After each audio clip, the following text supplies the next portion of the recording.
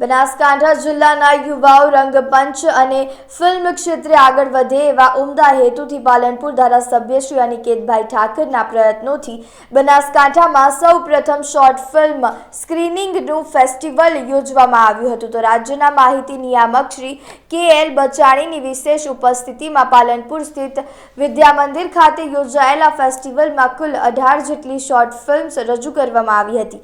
બનાસકાંઠામાં સૌ પ્રથમ આ રીતે ઘર આંગણે શોર્ટ ફિલ્મ સ્ક્રીનિંગનો ફેસ્ટિવલ યોજાયો છે. હેલો, હું આદ્યા ત્રિવેદી. મારી ફિલ્મ મિટ્ટી પાની સપ્તરંગ ફિલ્મ ફેસ્ટિવલમાં સ્ક્રીન થઈ રહી છે અને હું પાલનપુરની જ છું અને મેં આ ફિલ્મ પણ અહીંયા જ શૂટ કરી છે, પાલનપુરમાં જ. અને એટલે આજે અહીંયા સ્ક્રીન થઈ રહી છે એટલે મને વધારે ખુશી થાય છે કેમ કે અહીંયાના લોકો, જે લોકોએ મને હેલ્પ કરેલી, જેવી રીતે વિજય અંકલ, અનિકેત અંકલ, એ લોકોએ ઘણી હેલ્પ કરી અને એના કારણે આ ફિલ્મ અહીંયા સ્ક્રીન થઈ રહી છે. અને આ ફિલ્મને સપ્તરંગ ફિલ્મ ફેસ્ટિવલે જ બેસ્ટ ડિરેક્ટરનો પણ એવોર્ડ આપેલો મને આ ફિલ્મ માટે, અને અમારી પહેલી ફિલ્મ છે.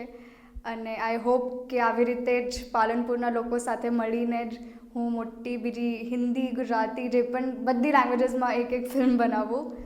Thank you. નમસ્તે દોસ્તો, હું છું વિજયગીરી બાબા.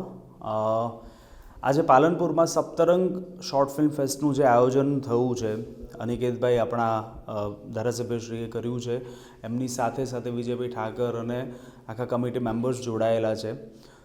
આ ફેસ્ટિવલની ખાસિયત એ છે કે આ આપણો પોતિકો ફેસ્ટિવલ છે. કેવી રીતે? તો કે નાના ટાઉનમાં જે ઉભરતા કલાકારો છે, ફિલ્મ મેકર્સ છે, ઘણી બધી ટેલેન્ટ છે, એ ટેલેન્ટને પોતાનું પ્લેટફોર્મ મળે છે. પોતાના લોકોની સામે પોતાની વાત રજૂ કરવાનું આ અદ્ભુત પ્લેટફોર્મ છે. અને આના થકી ભવિષ્યમાં સારા એવા ફિલ્મ મેકરોને થોડું જલ્દી એ પ્રોસેસ અને એ પ્લેટફોર્મ જલ્દી મળશે. કારણ કે એક સમય હતો કે જ્યારે ફિલ્મ મેકિંગની અને એ પ્રોસેસ બહુ અલગ પ્રકારની, લોકો માટે મિસ્ટીરિયસ અને લેન્ધી પ્રોસેસ, અથવા તો ઘણાને ન સમજાય એવી હતી. પણ આજના સમયમાં આજે મેં જેટલી ફિલ્મો જોઈ, મને વિજયભાઈએ કીધું કે 80 ફિલ્મો શોર્ટલિસ્ટેડ કરી હતી. તો એકથી ચઢિયાતા સબ્જેક્ટ, એકથી ચઢિયાતા વિષય વૈવિધ્ય. તો આ બહુ સરપ્રાઇઝિંગ છે કે ભાઈ આપણા પાલનપુર જેવા શહેરમાં આટલી બધી ટેલેન્ટ છે. તો સુંદર ફિલ્મો આવી રહી છે, સુંદર પ્લેટફોર્મ મળી રહ્યું છે, અને એના માટે સપ્તરંગ